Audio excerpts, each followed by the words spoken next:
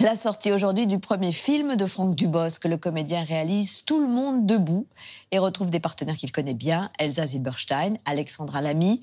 Une histoire d'amour fondée sur la différence, le handicap et racontée avec humour. Le portrait aussi d'un homme qui n'est pas sans rapport avec le réalisateur. Kylian Mourcou revient avec lui sur ses premières fois. Je suis votre nouvelle voisine de palier. Je suis auxiliaire de vie. Je m'occupe de gens comme vous. De gens comme moi? Ah bah oui. Ce soir, je vais m'éclater comme un dingue sous ton œil complice. Cet éternel dragueur mythomane s'éclate dans les comédies françaises depuis près de 20 ans. Vous voulez me saouler? Vous voulez que je titube? Après avoir passé ses petites annonces avec son pote Elise Moon et exhibé son slip de bain sur le bassin d'Arcachon en Patrick Chirac, aujourd'hui il passe derrière la caméra pour sa première réalisation, Tout le monde debout. Jocelyn? Quoi? C'est pour votre coloscopie. En fait, elle est déplacée. Enfin, c'est toujours dans l'anus, hein, mais c'est jeudi. C'est bon, Marie. On revient donc avec Franck Dubosc sur ses premières fois.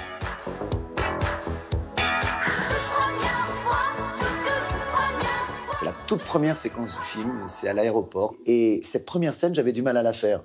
Je suis colombien, j'ai 2 kilos de shit dans mon sac.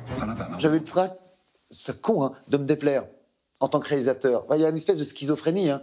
Le trac de me dire, alors c'est facile à dire de me déplaire, c'est de me dire, est-ce que j'ai bien fait de jouer le rôle? Et c'est terrible, parce qu'on se dit, mais tu l'as écrit, tu t'es choisi pour faire le rôle et tu as du mal à faire cette première scène. Et là, il y a une espèce de truc où tu te dis, putain, il y a tout un film à faire maintenant. Celui qui m'a appris le plus de choses, c'est Jean Chevrin, mon prof au conservatoire. Parce qu'un comédien, c'est ça, c'est quelqu'un qui est capable de faire ce qu'on lui demande, comme on le lui demande, là où on le lui demande, quand on le lui demande.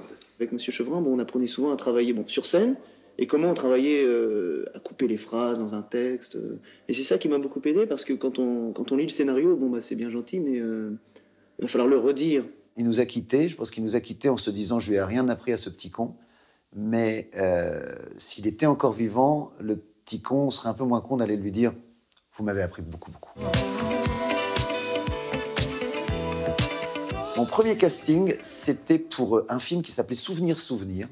Et je me souviens du directeur de casting qui m'a vu arriver. J'avais mis une veste parce que pour moi, j'allais chercher un emploi. Et ça se passait dans un lycée du 18e arrondissement. Et il m'a regardé, il m'a fait excuse-moi Franck, il cherchait de la figuration, hein, la figuration. Et il m'a dit, tu viens de Neuilly, du 16e arrondissement, non? J'arrivais de la banlieue de Grand Quevilly, je parlais comme ça, j'avais fait un effort pour parler normalement. Et là, j'étais tellement fier qu'il puisse croire ça.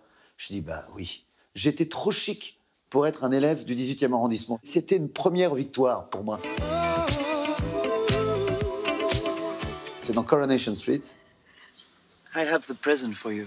J'offre une bague à mon amoureuse, et c'est elle qui commence, j'ouvre, et elle me dit « Oh, it's a ring ». Moi, je fais « Yes, it's a ring ». Ce sera ma première phrase. An engagement... J'arrivais pas à le dire. An engagement ring. C'est dur à dire. An engagement ring. Je me rappelle de ça. Ouais. It's a ring. Yes. An engagement ring. Yes. Je crois que le premier jour, on devait avoir 17 spectateurs, dont 5 ou 6 payants. Et je me souviens du premier nom que j'ai vu sur la liste. Et je connais son nom, c'est une jeune femme. Comment tu t'appelles? Comment? Julie, c'est mon prénom préféré. Tu ne danses pas, tu es handicapé? Et elle vient à chacun de mes spectacles. Maintenant, je la reconnais, forcément. 5 personnes dans la salle, vous les voyez à la fin. Hein. Et les premières personnes qui payent pour venir vous voir, waouh! Alors, je m'en souviens que d'une. Hein. C'était fabuleux. Je suis quand même... C'est énorme. Énorme. Il y avait 180 places et 5 personnes payantes. Je venais de faire camping et je fais Astérix 3. Et là, j'arrive et il y a Delon et Depardieu. Et les deux me testent. Alors, ça me prend par l'épaule. Depardieu, et Delon fait alors... Et il y a une espèce de combat comme ça de titan avec le petit jeune, entre guillemets. Hein, et là, je me dis, merde, j'ai Depardieu d'un côté, Delon de l'autre, et moi, je suis au centre.